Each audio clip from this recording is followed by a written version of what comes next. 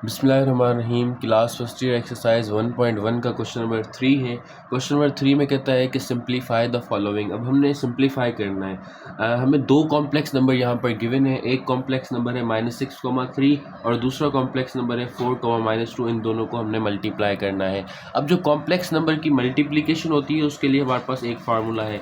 अगर कभी भी हमारे पास दो कॉम्प्लेक्स नंबर आ जाते हैं A, B और C, D, तो इसकी जो मल्टीप्लिकेशन करेंगे वो किस तरह से करेंगे, वो हम सबसे पहले A को C से मल्टीप्लाई करेंगे, देन -B को D से मल्टीप्लाई करेंगे, देन कॉमा A को D से मल्टीप्लाई करेंगे, देन +B को C से मल्टीप्लाई करेंगे। अब हमने यही फार्मूला इन दो कॉम्प्लेक्स नंबर के ऊपर भी अप्लाई करना है। सबसे पहले हमने A को C से मल्टीप्लाई करना है, तो इस कॉम्प्लेक्स नंबर के अंदर देखें A की वैल्यू क्या है, -6 है, सो हमने -6 लिख लिया। उसके बाद C है, C की वैल्यू इधर क्या है, 4 है, सो हमने क्या पुट कर दिया, 4 पुट कर दिया। देन बीच में माइनस है तो माइनस एज इट एज आ गया। उसके बाद है B की वैल्यू क्या है, 3, सो B की वैल्यू हमने भी 3 रखी। देन हमारे पास फार्मूले में है D और D की वैल्यू क्या है, -2, सो हमने इधर भी क्या रखा, -2। देन कॉमा है तो हमने भी कॉमा लगा दिया। फिर A है, A की वैल्यू अगेन से यहाँ -6 है तो हमने -6 रख दी। उसके बाद D है, D की वैल्यू हमारे पास -2 है, सो हमने -2 रख दिया।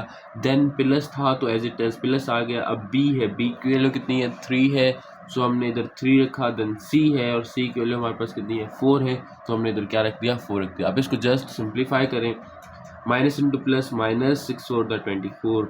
अब minus into minus +3 to the 6, comma था तो कॉमा आ गया, minus into minus +6 to the 12 and plus का +3 4 द 12। -24 में से 6 गए तो माइनस के 18 बचे और 12 + 12 जो है वो 24 हो गए और यही हमारे पास क्या है, यही हमारा इसका आंसर है। अच्छा, अब नीचे आ जाए, सेकंड क्वेश्चन है। सेकंड क्वेश्चन हमें गिवन है 8, -4 डिवाइडेड बाय 2, -2। अब दो कॉम्प्लेक्स नंबर डिवाइड हो रहे हैं, तो जब भी दो कॉम्प्लेक्स नंबर डिवाइड होते हैं उसके लिए हमारे पास फार्मूला होता है A, B divided by C, D। तो इसके लिए हम पहले AC देन +BD अपॉन में C² + D², then comma BC -AD upon C² + D² करते हैं। अब क्या करें, जस्ट ये वाली वैल्यूज़ इस फार्मूले के अंदर पुट कर दें। तो अब यहाँ पर देखिए, हम यहाँ पर वैल्यूज़ को पुट करते हैं।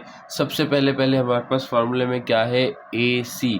अच्छा, इधर मैं फार्मूला अगेन से अगर लिख दूँ, फार्मूला है AC + BD upon C² + D², comma BC -AD और C² + D²। अब हम क्या करते हैं, अब हम इस फार्मूले के अंदर जस्ट वैल्यूज़ को पुट करते हैं। सबसे पहले हमारे पास A है, तो A की वैल्यू हमारे पास कितनी है। अच्छा, क्वेश्चन भी इधर लिख देता हूँ, मतलब 8, -4 डिवाइडेड बाय -2, 2। ओके स्टूडेंट्स, अच्छा अब सबसे पहले A है, तो A की वैल्यू कितनी है, 8 है, तो A की जगह पर हमने 8 पुट किया। देन C है, C की वैल्यू -2 है, तो हमने -2 पुट किया, प्लस का प्लस। उसके बाद B है, B की वैल्यू -4 है, सो हमने -4 पुट की। D की वैल्यू कितनी है, 2 है, सो हमने भी 2 पुट कर दिया।